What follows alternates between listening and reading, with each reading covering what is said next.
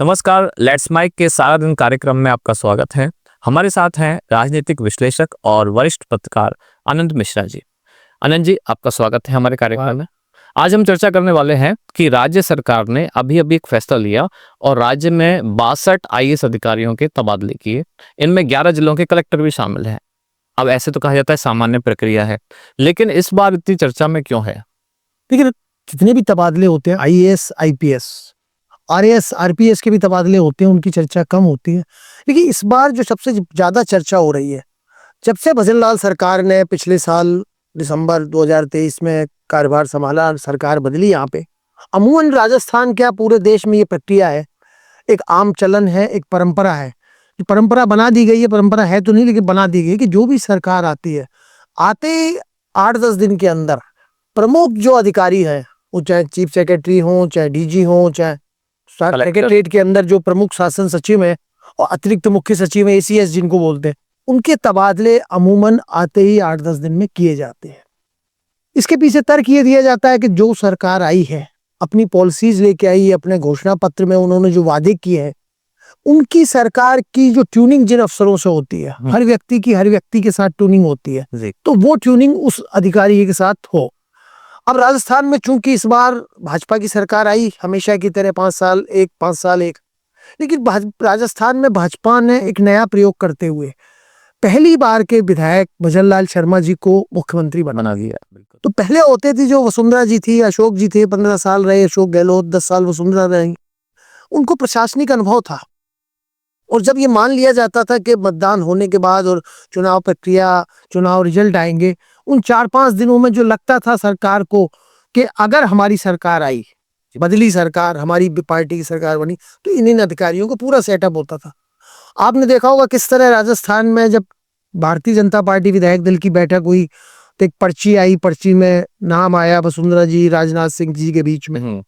वो वीडियो काफी पॉपुलर हुआ, वो देश पूरे देश में चली कि जिस तरह पर्ची से एक मुख्यमंत्री बना। वसुंधरा जी जो इतनी सीनियर लीडर हैं, उनके भी थोड़ी देर के लिए एक्सप्रेशन, तो वो भारतीय जनता पार्टी का आंतरिक मामला था कि वो किसको मुख्यमंत्री बनाए, हर दल के लिए एक अधिकार होता है। लिहाजा जब भजनलाल जी मुख्यमंत्री बने तो हमेशा की तरह ये एक्सपेक्टेशन थी, ये उम्मीद थी कि आते ही ब्यूरोक्रेसी में एक बड़ा बदलाव होगा, आईएएस में, आईपीएस में, और अपने अपने चहेते अधिकारी, जो एक प्रचलित शब्द है चहेते अधिकारियों को लगाना, जबकि आईएएस जो होते हैं वो सब पढ़ के आते हैं, सब एक यूपीएससी से उनका सिलेक्शन होता है, इंटरव्यू होता है, तो थोड़ा बहुत उसमें अंतर हो सकता है, लेकिन चहेते अधिकारी का मतलब जिससे उनकी ट्यूनिंग बैठे। अच्छा, इसमें मैं बीच में आपको रोक रहा हूँ। एक सवाल मेरा ये है कि आमतौर पर, जैसा आपने शुरुआत में कहा कि आमतौर पर 8-10 दिन में हो जाता है, इस बार लगभग 1.5 साल बाद ऐसा हुआ, तो इसके पीछे क्या कोई खास वजह है? मैं वही बता रहा था कि जो सीजन्ड पॉलिटिशियन होते हैं, जिनको अधिकारी संपर्क में रहते हैं, जानते हैं, अधिकारी की वर्किंग जानते हैं, उसका व्यवहार जानते हैं, और ये भी जानते हैं कि किस विभाग पे इस अधिकारी की अधिक पकड़ है, उस हिसाब से तबादले होते हैं। लेकिन इस बार जब भजनलाल जी बने तो वो महीना, 2 महीना, 3 महीना अखबार चैनल वाले परेशान हो गए और बहुत खबरें चली कि ब्यूरोक्रेसी में अब बड़ा बदलाव होगा, अब बड़ा बदलाव होगा। छोटे मोटे ट्रांसफर जो जरूरी थे वो होते रहे, लेकिन अभी जो 22 जून की रात को 62 बड़े अधिकारियों के, जिसमें एसीएस भी है, प्रमुख शासन सचिव है, संभागीय आयुक्त है, कलेक्टर है, इन सबके तबादले हुए। तो चर्चा इसलिए हो रही है कि जो बहुत कई बार क्या होता है कि प्रसव पीड़ा लंबी हो जाती है, तो वो प्रसव पीड़ा में होता है कब होगा, डॉक्टर बताता है 3 दिन। तो ये जो ब्यूरोक्रेसी में तबादलों की जो प्रसव पीड़ा है ना, ये इतनी लंबी चली, और इसमें 1-2 अधिकारियों के ऐसे तबादले हुए जिसमें अखिल अरोड़ा जो एसीएस फाइनेंस, अशोक गहलोत के कार्यकाल में भी 3-3.5 साल रहे, और अशोक गहलोत के बहुत नजदीकी माना जाता था। राजनीतिक जो सर्किल या गलियारे है उसमें ये चर्चा थी कि अशोक गहलोत के साथ उनकी ट्यूनिंग है, और फाइनेंस में अखिल अरोड़ा की अच्छी पकड़ है। जब नई सरकार आई भजनलाल शर्मा के नेतृत्व में, तो माना जा रहा था कि 3-4 जो प्रमुख है वहां पे सबसे पहले फेरबदल होगा, लेकिन वो चलते 1.5 साल चल गए। तो ये कयासबाजी लगने लगी कि पिछली सरकार के बनाए एसीएस फाइनेंस या एसीएस जो होम थे, ये 2 प्रमुख होते हैं, क्योंकि वित्त विभाग ऐसा होता है कि कहीं भी किसी भी चाहे वो बजट बनाने की प्रक्रिया हो या बाद में विभागों को जो बजट आवंटन होता है और भी चीजों के लिए जो पैसा दिया जाता है, वो सब प्रक्रिया वहीं से होके गुजरती है। बिल्कुल। तो अखिल अरोड़ा की इस मामले में मानी जाती थी कि वो अच्छे वित्त के मामले में जानकार है। तो 1.5 साल चलना ये पत्रकारों के लिए तो एक सवाल था ही, लेकिन भाजपा में कई विधायक मंत्री उनके मन में भी सवाल था कि आखिर हमारी सरकार आ गई फिर भी अशोक गहलोत जी की लगाई अधिकारी क्यों चल रहे हैं। अच्छा, इसमें मैं एक सकारात्मक बात भी देख पा रहा हूँ कि अगर मान लो पुरानी सरकार के लगाए हुए अधिकारी 1.5 साल तक अभी भी लगे हुए हैं, तो क्या इसमें एक सकारात्मक बात यह है कि भाई अधिकारियों पर काम करने के ऊपर कोई दबाव नहीं है, कि उनको लग रहा है कि ऐसा नहीं है कि हमको यहाँ से सरकार बदलती हटा के कहीं और जिसको कहते हैं कि पनिशमेंट पोस्टिंग, ऐसी कोई पोस्टिंग मिलेगी, क्योंकि 1.5 साल तक उनको रखा गया, यानी कि सरकार ने उनकी कार्य क्षमता पर भरोसा किया। क्या ऐसा है? नहीं, ये देखो, ये बदलाव के लिए बदलाव कि आते ही हमारी सरकार आ गई हम अपने चहेते अधिकारियों को लाएंगे, मैं इस प्रथा या परंपरा का समर्थक नहीं हूं। मेरा मानना है कि अधिकारी अधिकारी होता है, वो कोई बीजेपी का अधिकारी नहीं है, कांग्रेस का अधिकारी नहीं है। पॉलिटिकल जो अपॉइंटमेंट होते हैं, बोर्ड में आयोग में नियुक्तियां होती हैं, वो सरकारें आते ही हटाती है, अपने लोगों को लगाती है स्वाभाविक रूप से, क्योंकि वो राजनीतिक नियुक्ति है। लेकिन ये जो प्रशासनिक जो अधिकारियों की है, तो विधायिका और कार्यपालिका शासन के दो महत्वपूर्ण अंग है। न्यायपालिका भी है, लेकिन विधायिका और कार्यपालिका, एक जो चुने हुए जनप्रतिनिधि हैं, मुख्यमंत्री, मंत्री, विधायक हैं, और एक जो सरकार है, उसमें आईएएस, आईपीएस और आरएएस जो अधिकारी हैं। तो बदलाव के लिए बदलाव नहीं किया जाना चाहिए, और ये जो परंपरा को ब्रेक लगाया है, इस परंपरा को तोड़ा है भजन लाल सरकार ने, अच्छी चीज है। बहुत दबाव रहे होंगे कि, लेकिन अगर उनको लगा कि अशोक गहलोत ने जिन अधिकारियों को लगाया, एसीएस है या होम में है आनंद कुमार, उनको अगर हम कंटिन्यू रख रहे हैं, तो भले उनकी सरकार में विरोध हुआ हो या उनकी पार्टी में ये उठा हो कि हम तबादले क्यों नहीं कर रहे, लेकिन तबादले के लिए तबादला करना अच्छा कदम नहीं है। जो अगर अधिकारी अच्छा है, वो किसी भी सरकार ने लगाया, किसी भी दल की सरकार थी, लेकिन वो राज्य के लिए काम कर रहा है, अधिकारी किसी के लिए नहीं काम कर रहा। मंत्री और विधायक तो फिर भी अपनी पार्टी के लिए काम करते हैं कि हम अच्छा काम करेंगे तो हमारी सरकार फिर से रिपीट होगी, लेकिन अधिकारी तो सरकार के लिए करता है, वो चाहे कांग्रेस की सरकार रही हो, चाहे भारतीय जनता पार्टी की। अच्छा, मैं एक सवाल और है, व्यवस्था पे सवाल है थोड़ा सा, कि क्या सरकारों के इस तरह के कदम कि सरकार बदलते ही अधिकारियों को भी बदल देना, तो क्या उन्होंने सिविल सर्वेंट को भी पॉलिटिकल कर दिया है? जैसे कहा जाता है कि सिविल सेवक जो होता है उसका राजनीति से मतलब नहीं होना चाहिए, वो अपनी जो पद पर है तो वो सबके लिए न्यूट्रल है, पर सरकार जब अपने चहेतों को लगाती है, हटाती है, तो क्या सिविल सेवा में भी राजनीति आ चुकी है? नहीं, बिल्कुल निश्चित रूप से, जो मैंने कहा कि अपने चहेते अधिकारी, अब राजस्थान में मान लो 150 आईएएस ऑफिसर है, वो भाजपा की सरकार हो चाहे कांग्रेस की सरकार, काम तो उन्हीं से लेना है। 2-4 अधिकारी भले डेपुटेशन पे चले जाएं, दिल्ली से आ जाएं, लेकिन मूल रूप से जो राजस्थान कैडर है, जो अधिकारी राजस्थान को मिले हैं, आपको उनसे काम लेना है। अब वो आप उनको मान लो कि साहब ये पिछली सरकार के चहेते हैं, तो उन्होंने वो काम अपनी मर्जी से नहीं किया। जो निर्वाचित सरकार ने उनको उत्तरदायित्व सौंपा, जिस विभाग में उसको रखा, फाइनेंस में रखा, होम में रखा, या पावर में रखा, या पीएचडी में रखा, वहां उसने काम किया।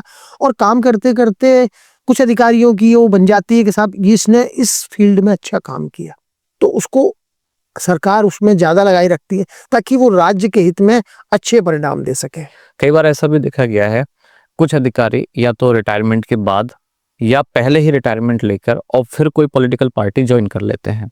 उससे एक ये धारणा बनती है कि कहीं ना कहीं सिविल सेवक भी राजनीति से जुड़े हुए हैं, और क्या वो पद पे रहते हुए भी किसी पॉलिटिकल पार्टी के सदस्य बने हुए हैं, मतलब इनडायरेक्टली। ये अच्छा सवाल है। जो मैंने चहेते शब्द का इस्तेमाल किया था, उसके मायने यही है कि ये परंपरा पहले भी थी। जो रिटायरमेंट से पहले अधिकारी है, वो किसी आरपीएससी में लग गए, आरपीएससी के मेंबर बन गए, या सूचना आयुक्त बन गए, या किसी मानवाधिकार आयोग के सदस्य बन गए, तो उनकी 60 साल अगर रिटायरमेंट की एज है और 59 साल की उम्र में बन गए, तो वो 5 साल 6 साल तक फिर उस जो भी आयोग या उसमें रहते हैं। निश्चित रूप से कुछ आयोग बोर्ड ऐसे होते हैं कि जहाँ अनुभव, पॉलिटिशियन होता है, जो राजनीतिक नियुक्ति होती है, उस पर के पास अनुभव नहीं होता, हो सकता है वो अच्छा काम करे, लेकिन अधिकारी के पास एक विजन होता है, पढ़ा लिखा होता है, तो कुछ जगह उनकी नियुक्ति अनिवार्य होती है। तो पहले भी ये दौर था, लेकिन पहले अधिकारी इतने किसी राजनीतिक दल के नजदीक नहीं जाते थे। आज रिटायरमेंट से पहले इन नियुक्तियों के लिए या टिकट मांगने के लिए बहुत से अधिकारियों को हमने देखा है कि जो सेवानिवृत्ति से त्यागपत्र अपनी सेवानिवृत्ति लेके समय से पहले वीआरएस लेके उन्होंने चुनाव लड़ा और जीते, और कुछ लोग रिटायरमेंट से पहले चले गए।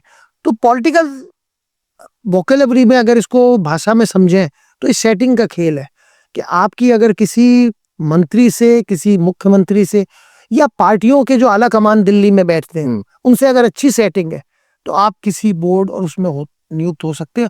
और जब ये प्रक्रिया चलती है तो राजनीतिक हलकों में एक धारणा बन जाती है कि ये अधिकारी तो इस पार्टी से जुड़ा हुआ है या इस पार्टी के नेता के नजदीक है और ये वो उसके नजदीक है।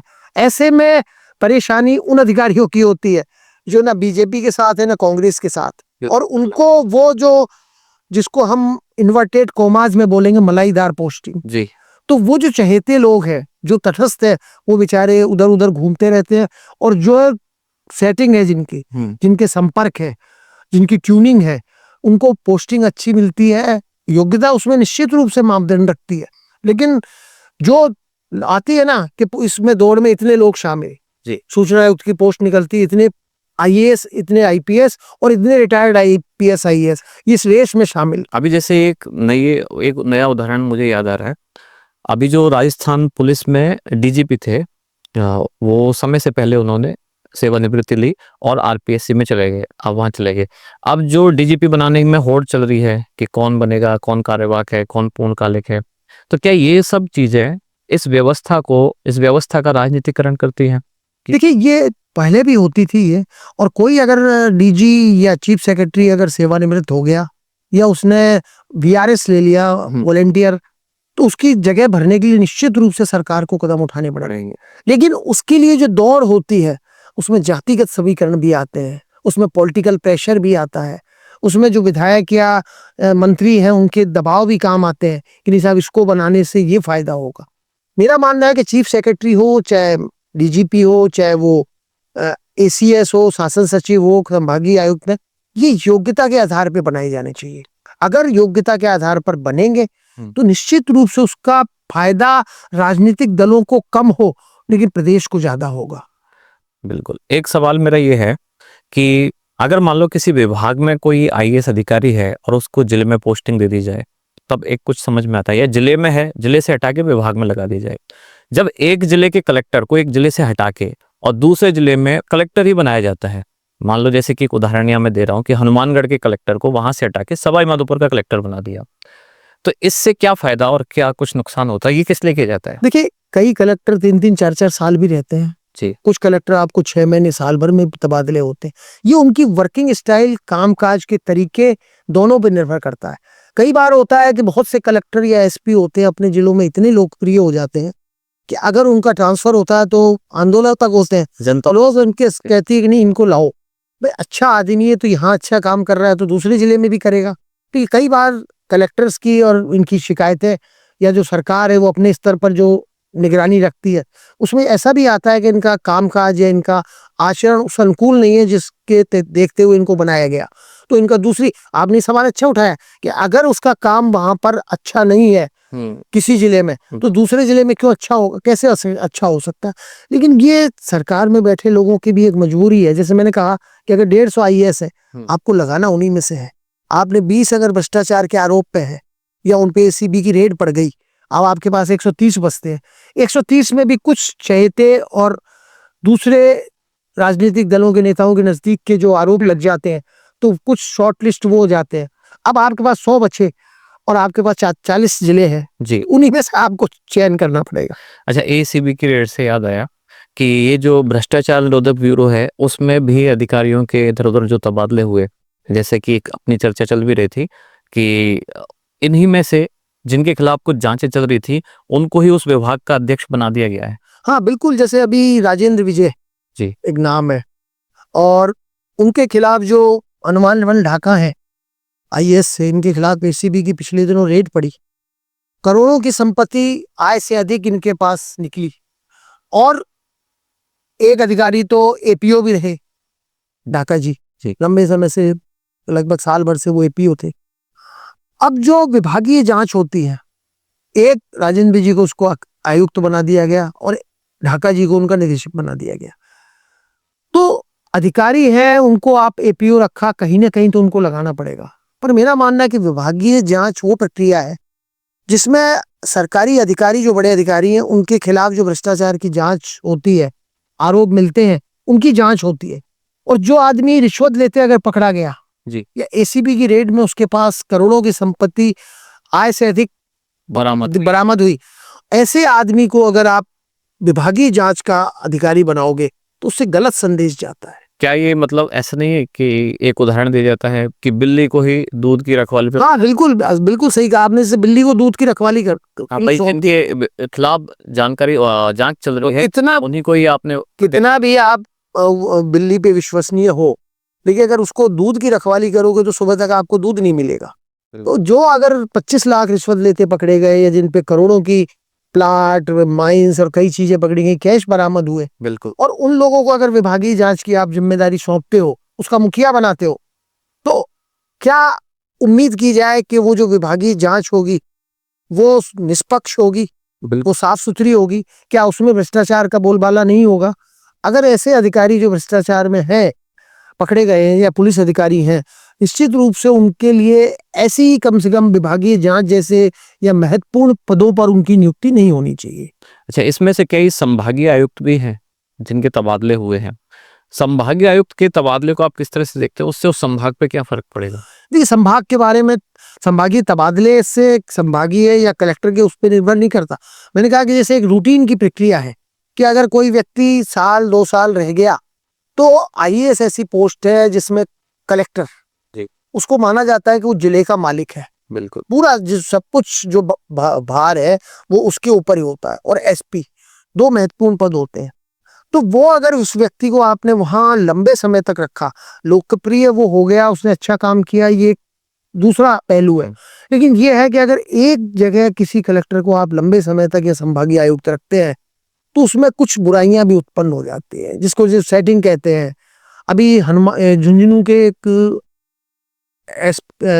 कलेक्टर थे, रामअवतार जी मीणा, उनपे हथियार जो दिए जाते हैं, हथियारों के लाइसेंस, उसमें उनपे अनियमितताओं के बहुत सारे आरोप लगे और उनको भी, रामअवतार जी मीणा को भी विभागीय जांच वाले में लगा दिया गया। तो आप किसी न किसी अधिकारी को संभागीय आयुक्त कलेक्टर बनाना पड़ेगा, लेकिन एक प्रक्रिया, इसमें कोई नियम नहीं है भाई, ट्रांसपेरेंट कोई पॉलिसी नहीं है कि एक आईएएस 3 साल कलेक्टर रहेगा, 6 महीने में भी उसका ट्रांसफर हो सकता है और वो 3 साल भी रह सकता है। उसकी उपयोगिता कहाँ है, उस समय की परिस्थिति है। जैसे पिछले 15 सालों में राजस्थान ने, पूर्वी राजस्थान में गुर्जर आंदोलन कई बार देखा। बिल्कुल, अभी भी बीच में एक हुआ था, लेकिन वो शांत हो गया, उसको सरकार ने ढंग से टैकल कर लिया। लेकिन वहां जो वो अधिकारी रहते थे, जिन अधिकारियों को लगाया जाता था, फिर अगर कलेक्टर कोई दूसरा है तो विशेष अधिकारी को भेजा जाता था, क्योंकि उसकी दक्षता है उन आंदोलनकारी नेताओं से संपर्क करने में, या वो किस तरह से वहां पे प्रशासन की जो व्यवस्था है, कानून व्यवस्था की स्थिति, उसको कोई नुकसान नहीं पहुंचाए। जैसे पटरियां फिर पेट उखाड़ी थी, बिल्कुल, सड़कें जाम कर दी थी, कितने दिनों जयपुर आगरा हाईवे आपका व्यवस्था आगजनी और उसके दौर में रहा था, एक दौर के अंदर। तो ऐसी जगह के लिए कुछ प्रशासनिक अधिकारी और पुलिस अधिकारी ऐसे होते हैं जिनको उस फील्ड की भौगोलिक जानकारी होती है, उस क्षेत्र में जो पॉलिटिकल लीडर्स हैं या कुछ अनसोशियल एलिमेंट्स जो ऐसे आंदोलनों में अपना लाभ देखते हैं या कुछ ऐसी कार्रवाई करते हैं, तो उनसे निपटने के लिए ऐसे कलेक्टर या ऐसे एसपी को विशेष रूप से तैनात किया जाता है। वो एक सामान्य प्रक्रिया है और मेरा मानना है हर सरकार करती है, करनी चाहिए उसमें। अच्छा, एक अब जैसे ही आईएएस के तबादले हुए हैं, उसके बाद ऐसा सुनने में आता है कि अगला नंबर है आईपीएस। तो क्या अब राजस्थान कैडर के आईपीएस जो अधिकारी हैं उनके भी तबादले होने की अब बारी है? बिल्कुल, अभी जैसे आपने भी कहा था कि डीजी की दौड़ चल रही है, कई नाम आ रहे हैं ऊपर नीचे, कभी किसी का नाम है।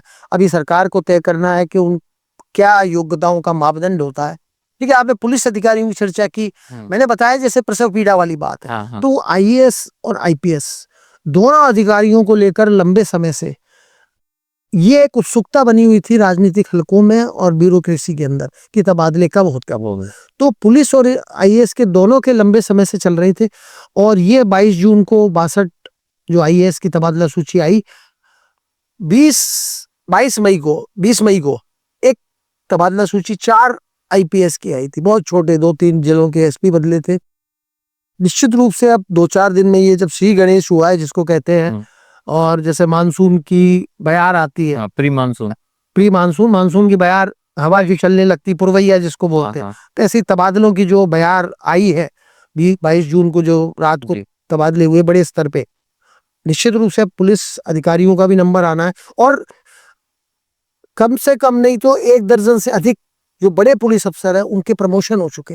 लेकिन 4-5 महीने से उनको अपने नीचे ही जो पोस्ट है ना उसी पे काम करना पड़ रहा है। उसका मूल कारण यही है कि अगर जब तबादले होंगे तब वो प्रमोशन वालों को इच्छित मन इच्छित पोस्टिंग मिलेगी। और क्या इसके बाद अब अगला नंबर आरएएस, आरटीएस अधिकारी, आरपीएस अधिकारी उन सबका है? निश्चित, अगर सरकार ने इतना जो 1.5 साल से बड़ा कदम नहीं उठाया था, बड़ा बदलाव नहीं किया था और अब ये किया है, तो अब उसका आईपीएस का नंबर है, उसके बाद फिर आरएएस का नंबर है, उसके बाद फिर आरपीएस का नंबर है। ये वैसे तो सतत प्रक्रिया है। 4-5-6 तबादले कभी महीने में 1-2 बार हो जाते हैं किसी कारणों से, लेकिन जो इतने बड़े 62 आईएएस और वो भी टॉप लेवल के, ये होने के बाद निश्चित रूप से अगला नंबर आईपीएस का है, फिर आरएएस का, फिर आरपीएस का। अब चर्चा के अंत में चलते चलते एक सामान्य आपका सुझाव या आपके विचार कि ये जो तबादलों की प्रक्रिया है, क्या चुनाव के तुरंत बाद हो जानी चाहिए या इस समय जो हुई है, इनमें से कौन सी प्रक्रिया बेहतर है? क्या ये प्रक्रिया, ये तो देखो जो मुख्यमंत्री होता है, सरकार का जो मुखिया होता है, उस पर डिपेंड करता है कि वो किस तरह अपनी सरकार को चलाना चाहता है।